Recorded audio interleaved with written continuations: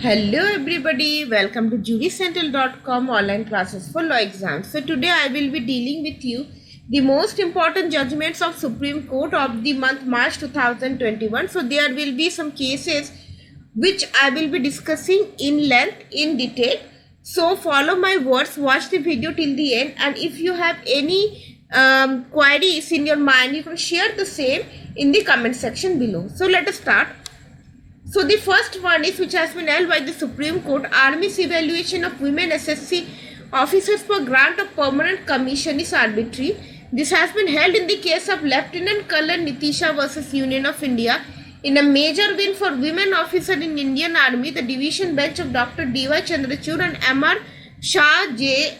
Justices has held that the administrative requirement imposed by the Indian Army authorities while considering the case of the women short service commissions officers for the grant of permanent commission of benchmarking these officers with the officers lowest in merit in the corresponding male batch is arbitrary and irrational. The court has directed that such requirement shall not be enforced while implementing the decision in Secretary Ministry of Defence versus Babita Punia. Then the second one is it has been held by the Supreme Court that no more asking sexual offence survivor to tie Rakhi or get married to the accused. And Supreme Court also calls for gender sensitization of judges and lawyers, and regarding to the same also issues certain directions. So the case citation is Aparna Bhatt versus State of Madhya Pradesh. In a plea concerning imposition of certain conditions in a case involving a sexual offence against a woman at any stage of judicial proceedings that trivialize the trauma undergone by survivors and adversely affect their dignity, the bench of A.M. Khanvilkar and S. Ravindra Bhatt justices has held that the use of reasoning language which diminishes the offence and tends to trivialize the survivor is especially to be avoided under all circumstances. So on judicial stereotyping, so let us understand what is judicial stereotyping. It refers to the practice of judges ascribing to an individual specific attributes, characteristics or roles by reason only of her or his membership in a particular social group. For example, women. Like women are considered that they are the husband are the masters of women, and women shall also follow certain cultures. And there are certain restrictions which have been provided for women. So this kind of discrimination is known as judicial stereotyping. So stereotype opinion that should be avoided. According to the Supreme Court, these are the following stereotypes shall be avoided against a woman. Like that the survivor had in the past consented to such or similar acts, like in the cases of sexual offences, that women are physically weak and need protection, that women are incapable or cannot take decision on their own, men are the head of the household and should take all the decisions relating to family. Then women should be the ones in charge of their children, their upbringing and care. A woman consuming alcohol, smoking, etc. may justify unwelcome advances by men or has asked for it. So these are the various kinds of stereotypes that the Supreme Court says that the court has to be avoided while making any decision relating to sexual offences case. So the condition that should not be imposed, like mandating mediation processes in non-compoundable offences, like mandating as part of bail conditions community service of speaking with the so-called deformative approach towards the perpetrator of sexual offence, or requiring tendering of apology once or repeatedly, or in any manner getting or being in touch with the survivor. So such kind of condition shall never be imposed while pardoning of the accused. Then directions on training and sensitization of judges and lawyers. Module on gender sensitization be included as part of the foundational training of every judge. This module must, so a module has to be prepared or has to be framed to for the training and sensitization of judges and lawyers, and the module must aim at imparting techniques for judges to be more sensitive in hearing and deciding cases of sexual assault and eliminating entrenched social bias, especially misogyny, Then the use of language and appropriate words and phrases should be emphasized as part of his training. Then the National Judicial Academy should devise speedily the necessary inputs which have to be part of the training of the young judges as well as form part of judges' continuing education with respect to gender sensitization. So a syllabus has to be formed by National Judicial Academy and should devise speedily the necessary inputs which have to be made part of the training of young judges and also the continuing judges. Then Bar Council of India should consult subject experts and circulate a paper for discussion with law faculties and college universities in regard to courses that should be taught at the undergraduate level in the LLB program. Then each high court should, with the help of relevant experts, formulate a module on judicial sensitivity to sexual offences to be tested in the judicial services examination. So your high court has also asked the relevant expert to include this gender sensitization topic, and it has to be tested in the judicial services examination. Then the next one is electoral bond scheme not behind iron curtains, incapable of being pierced. So let us see. So Supreme Court in the case of Association for Democratic Reforms versus Union of India, in this case the three judge bench of the Supreme Court has refused to interfere with the scheme of sale of electoral bonds by political parties, challenged on the ground that it allows the donors of political parties to maintain anonymity, which is not the healthy for a democracy. The court said that even though the scheme provides anonymity, it is intended to ensure that everything happens only through banking channels, and that all that is required is a little more effort to cull out such information from both sides, a purchaser of bond and political party, and do some match the following. Therefore, it is not as though the operations under the scheme are behind iron curtains, incapable of being pierced. If the purchase of the bonds as well as an encashment could happen only through banking channels, and if purchase of bonds are allowed only to customers who fulfill KYC norms, the information about the purchaser will certainly be available with the SBI, which alone is authorized to issue and encash the bonds as per the scheme. So in this case, a challenge was made against the electoral bonds, and it was actually challenged on the reasoning that it will allow the donors of political parties to maintain anonymity, which is not healthy for a democracy. But the court said that if a person is purchasing electoral bonds, all his details are already registered in the banking channel when he was filling up this KYC norm. So it is not required for the court to go down deep and decide against the electoral bonds, as all the information of the purchaser is available with the bank authorities. Then the next one is free speech of the citizens of this country cannot be stifled by implicating them in criminal cases. So Supreme Court in this case have quashed FIR against Shillong Times editor Patricia Mukim. So let us see the case. Patricia Mukim versus State of Meghalaya. The division bench of L. Nageshwara Rao and S. Ravindra Bhatt has quashed the criminal case registered against Shillong Times editor under section 153A 500 and 500 subsection 1 clause C of the Indian Penal Code, and said free speech of the citizens of this country cannot be stifled by implicating them in criminal cases unless such speech has a tendency to affect public order. Why was the case registered against Mukim? So let us see. So last year 25 unidentified boys had assaulted youngsters playing basketball in Block 4 Losutun with iron rods and sticks, after which Mukim had in a Facebook post written.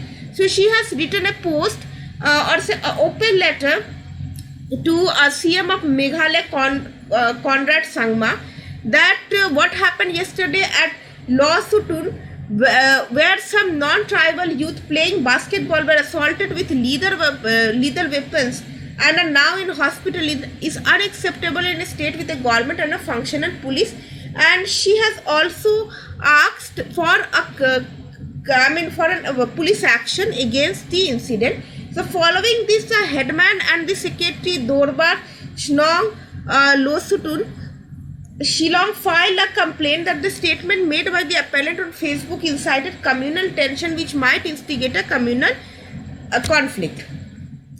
Then the next one is proceedings instituted under Consumer Protection Act 1986 not to be transferred to a forum created under 2019 Act with newly prescribed pecuniary limits. So very important from the point of view of Consumer Protection Act as you are preparing for LLM, and Consumer Protection Act is a syllabus of your examination, and one question is for sure if you are preparing for DULLM or for other LLM examinations. So the case citation is Nina Aneja versus Jay Prakash Associates Limited.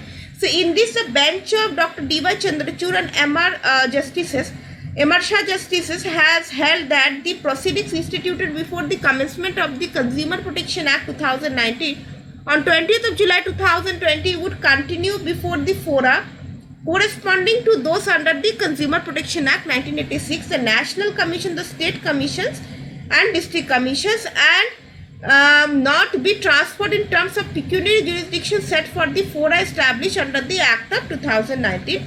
So, by the Act of 2019, the pecuniary limits of the three courts under Consumer Protection Act has been changed.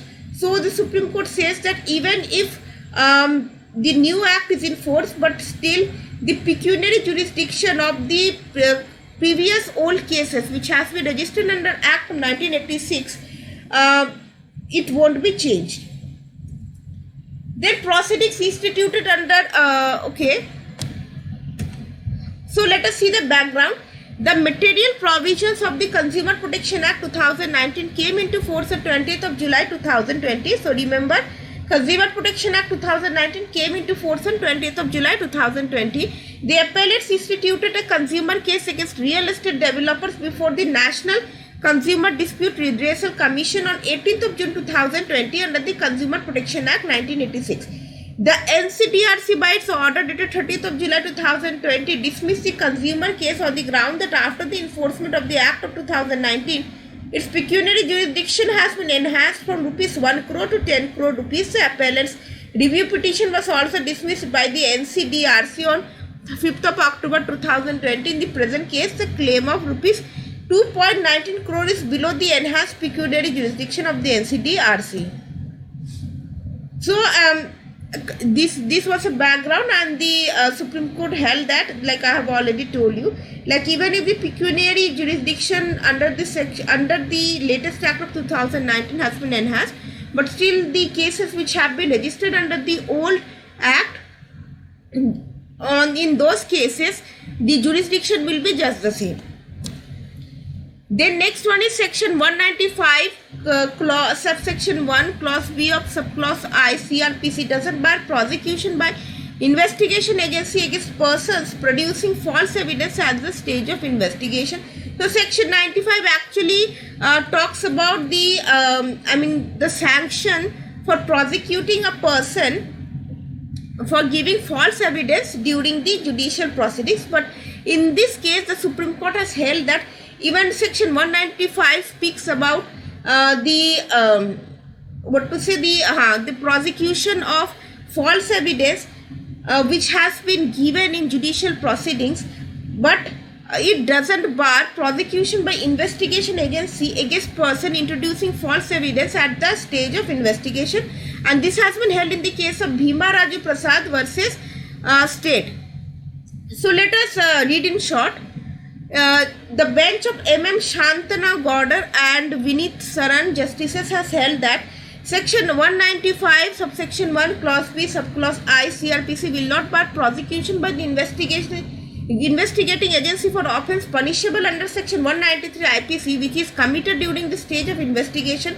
This provided that the investigating agency has lodged complaint or registered the case under section 193 IPC prior to commencement of proceedings and production of such evidence before the trial court.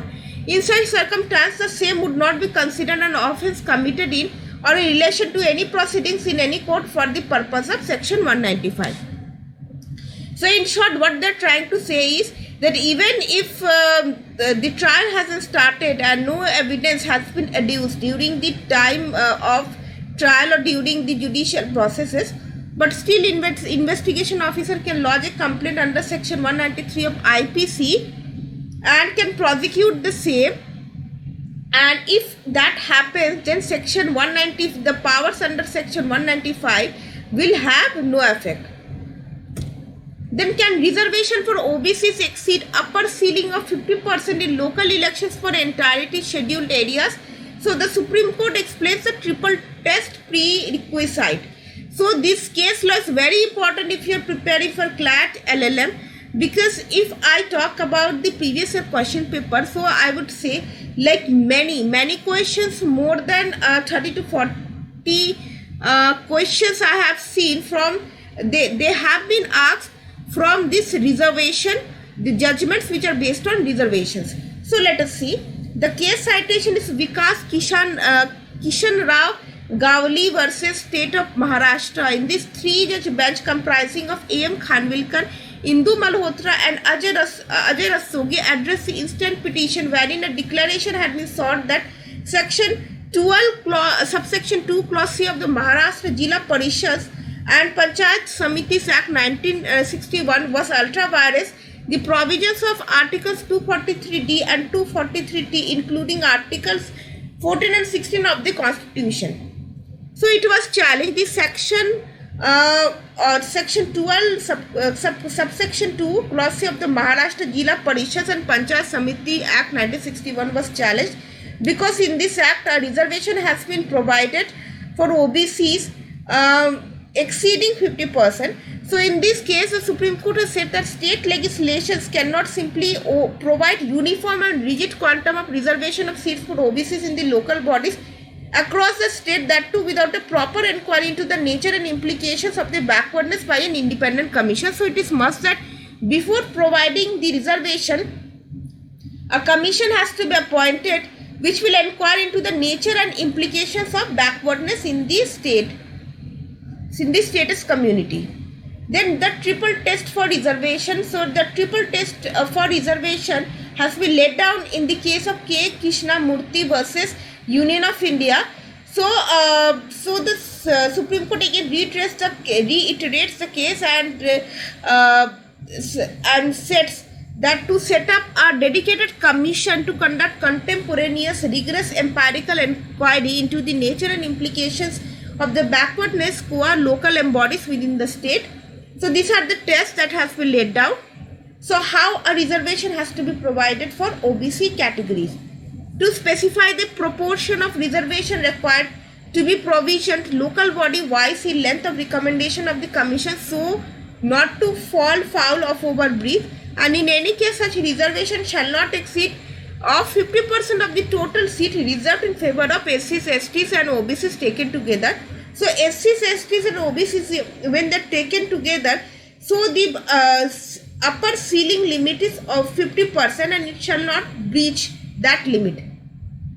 And it also says the identification of backward classes for the purpose of reservations in an executive function as per the mandate of Article 340, dedicated commissions need to be appointed to conduct a rigorous empirical inquiry into the nature and implications of backwardness. It is also incumbent upon the executive to ensure that reservation policies are reviewed from time to time so as to guard against overbreadth. So the for providing a reservation by the states, it is required to form a commission, and the commission is actually formed or appointed under Article 340 by the order of the President.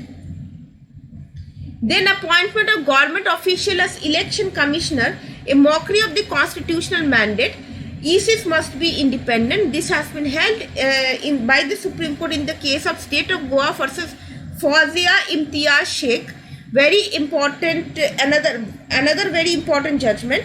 Calling the appointment of the Law Secretary of the Government of Goa, a member of the IAS, as State Election Commissioner, disturbing the 3-judge bench of R.F. Nariman, B.R. Gavai and Rishikesh Roy justices, has held that such appointment of a government officer directly under the control of the state government is a subversion of the constitutional mandate contained in Article 243K of the Constitution of India. So it's nothing but it's saying that a law secretary has been appointed as the state election commissioner, which the Supreme Court has termed it as disturbing, and also says in violation of Article 243 of the Constitution of India, because an election commissioner is an independent person. Giving an additional charge of such an important and independent constitutional office to an officer who is directly under the control of the state government, in our view, a mockery of the constitutional mandate. The court also further said that you can read it by your own. Then in the same case, another very important topic has been discussed. This is scope of judicial interference in election matters relating to delimitation of constituencies and allotment of seats specifically in municipal elections.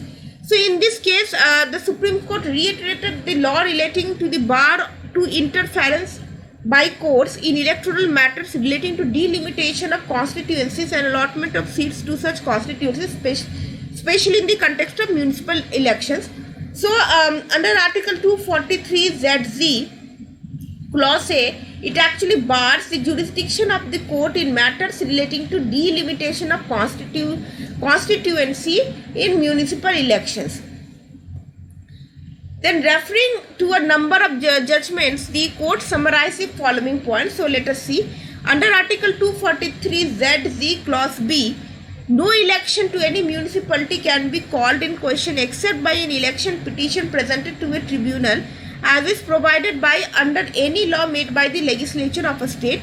This would mean that from the date of notification of the election till the date of the declaration of result, a judicial hands-off is mandated by the non-obstante clause contained in Article 243 ZZ, debarring the writ court under Article 226 and 227 from interfering once the election process has begun until it is over. The constitutional bar operates only during this period. It is therefore a matter of discretion exercisable by writ court as to whether an interference is called for when the electoral process is imminent, the notification or election is yet to be announced. So in short, just understand that 243 ZZ Clause B actually restricts the jurisdiction of the courts in electoral matters, and the Supreme Court says that court can intervene in electoral matters under Article 226 and 227 once the election process is over, once the